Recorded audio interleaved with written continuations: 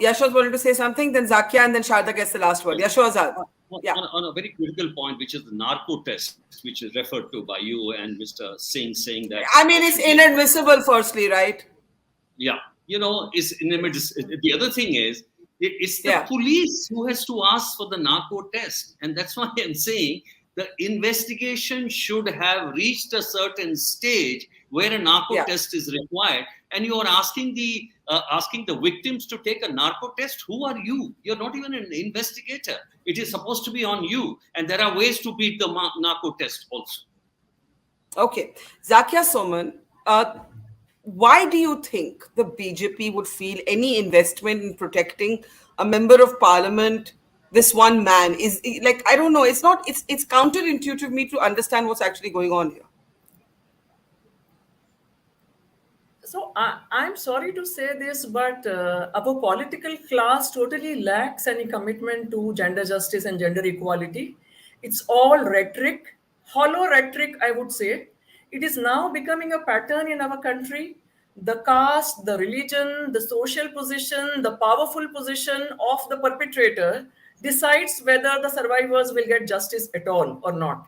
We have seen this again and again. We have seen this in Hathras. We have seen this in Kathua. We have seen this in the Bilkis Bano case. And now we are seeing this, with our celebrated Olympian wrestlers. So I think, we have converted our democracy into some kind of a, grand ceremonies, some kind of rituals, and some kind of spectacle, the kind of, the one we saw yesterday. In real terms, the democratic values have been given, the backseat, and nobody really cares. And those in power, you see the rhetoric of the prime minister, and you see the actions, of the various state governments and even the central government. And it's so obvious to see that there is no connect between what is being proclaimed and what is being practiced. So I think it's a very sad day for India's democracy. And on the day when the new parliament building was being inaugurated, India's daughters were, being manhandled. They were being roughed up. Yeah. There were policemen pouncing on our. I think PKD has a different perspective on the parliament opening, and I'll allow him to have a say there. Sorry, Sharda, give PKD a chance. And then I have Mr. Azad. I need to show him a tweet by one of his former colleagues. But go ahead, PKD, Nambiar.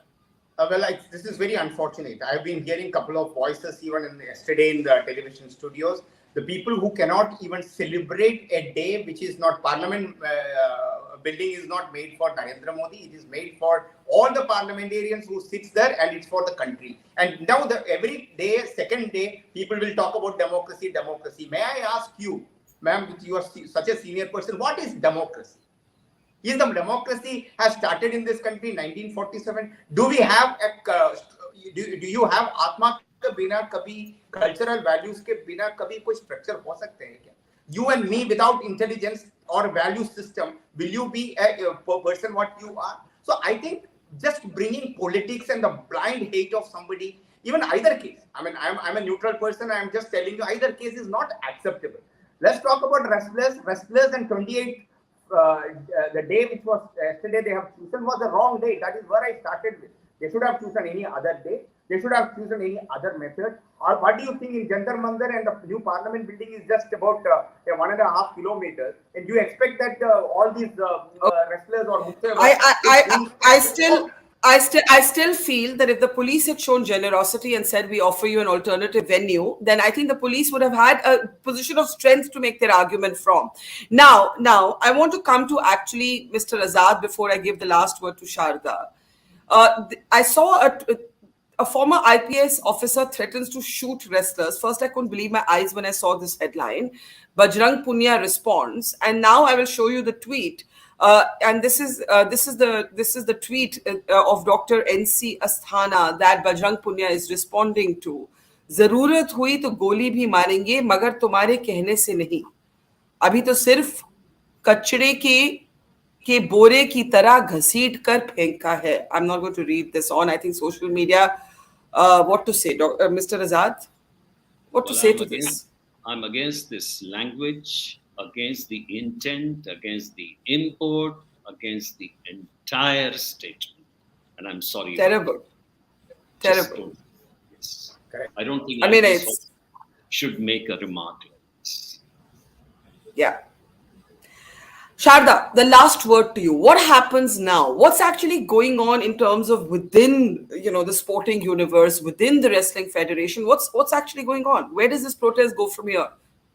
I think there's a great deal amongst us in the sporting community. Those images really hit them hard. We've seen a lot of people come out with responses to say this. What is going to happen from now? I think the wrestlers will return and protest again.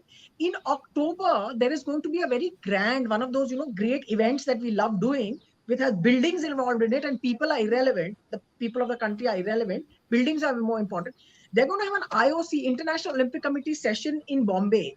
And I just wanted to find out what kind of Olympic values is our sporting structures encouraging or helping them work if they're treating their wrestlers like this, their Olympic athletes like this.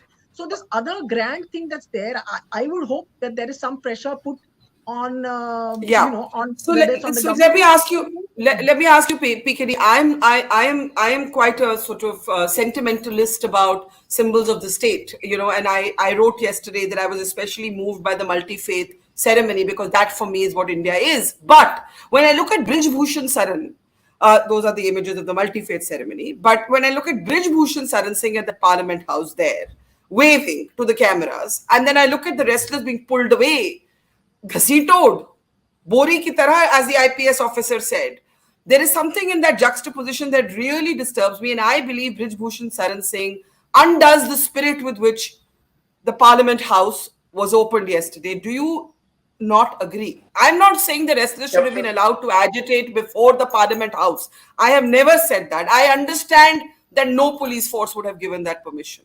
I'm just saying, how does Brij Bhushan Saran lift the dignity of Parliament, old or new? Well, I must tell you that there are so many people, maybe similar kind of an allegation, even there are convicted MPs are already even still adorning the parliament, including the Lakshadweep MP to so many other people. I am absolutely against the kind of language which is used by a very former IPS officer. That too, I think he was the police commissioner of Delhi for some time. I think that is simply not acceptable. But one thing I wanted to tell you that in both the two other panelists, they are so anti about the Indian Parliament. It is just a building. For you, it may be a building. Have you ever been to that place? Have you ever been to the old Parliament? Have you seen that the India's Parliament of 100 and almost 100-year-old building is where you need to practice your parliamentary democracy for the next 100 years? Why don't you think of an India of today?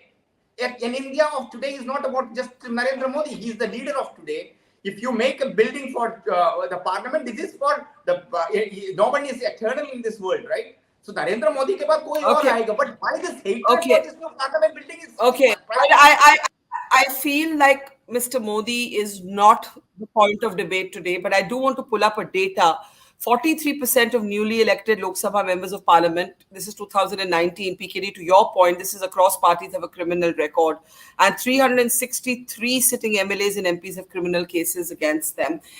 So I just want to make that point that criminality in politics and politics in sport, both, these are two of the larger conversations that we as a nation do need to have. As a woman, I can only say that I'm not in a position to judge truth and falseness, crime and punishment.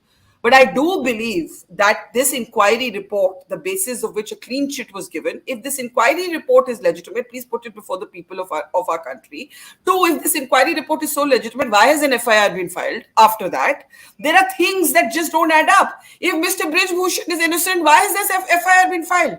I don't understand. So please either show us the innocence or show us the guilt. Either act as if you think he's guilty or show us why he's innocent. I think that's a fair ask at the end of this program.